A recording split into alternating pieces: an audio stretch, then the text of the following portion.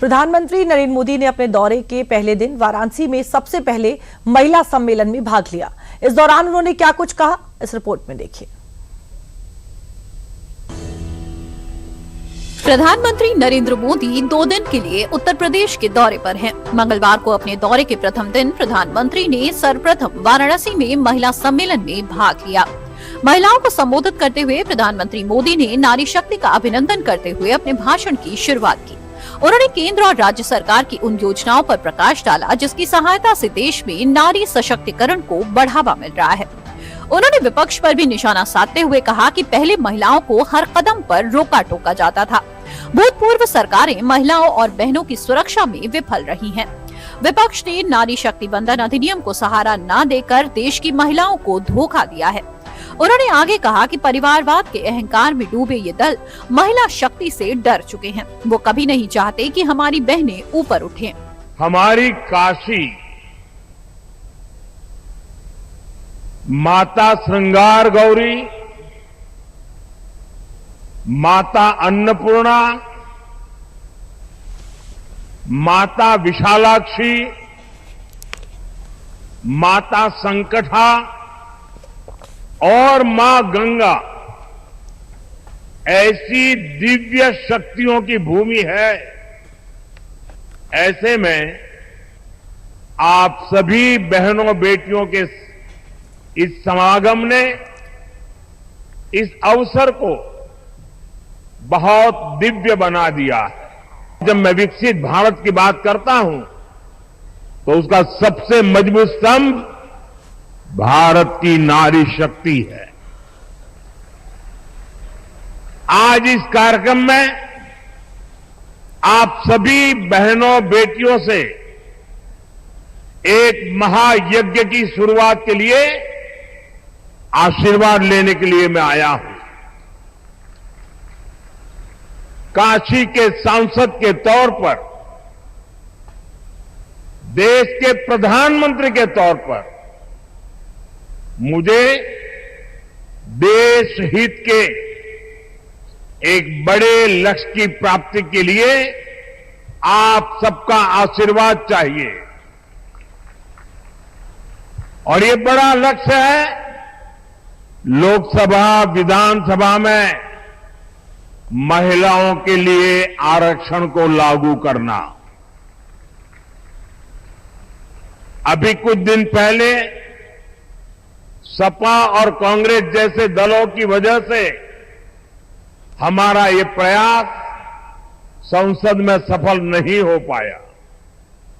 लेकिन मैं आप सभी बहनों को फिर से भरोसा देता हूं, आपके आरक्षण का हक लागू हो, इसमें कोई कोर कसर बाकी नहीं छोड़ूंगा। हमारी सरकार की नीतियों में निरंतर महिला कल्याण को सर्वोच्च प्राथमिकता दी गई है। 2014 में आपने हमें सेवा का अवसर दिया तो देश में 12 करोड़ से ज्यादा शौचालय बने, इज्जत घर बने, 30 करोड़ से ज्यादा बहनों के बैंक खाते खुले, 2.5 करोड़ से ज्यादा घरों में बिजली का कनेक्शन दिया गया, 12 करोड़ से ज्यादा घरों में नल से जल पहुंचाया। यानी अनेक बड़ी योजनाओं के केंद्र में बहनों बेटियों को रखा गया। संविधान में संशोधन के लिए हम कानून लाए।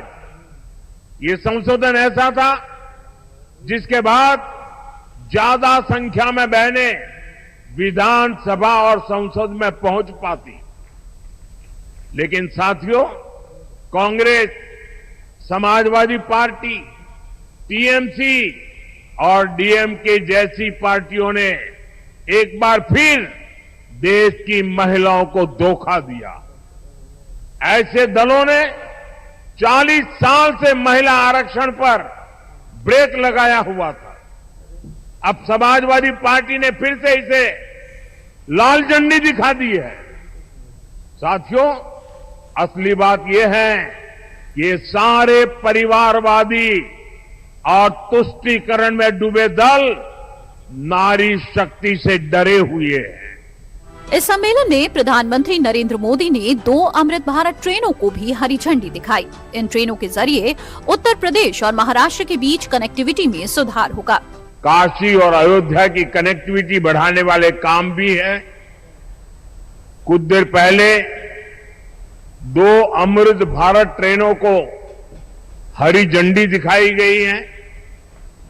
काशी से पुणे और अयोध्या से मुंबई, ये दोनों अमृत भारत ट्रेनें यूपी और महाराष्ट्र की कनेक्टिविटी को और बेहतर बनाएगी।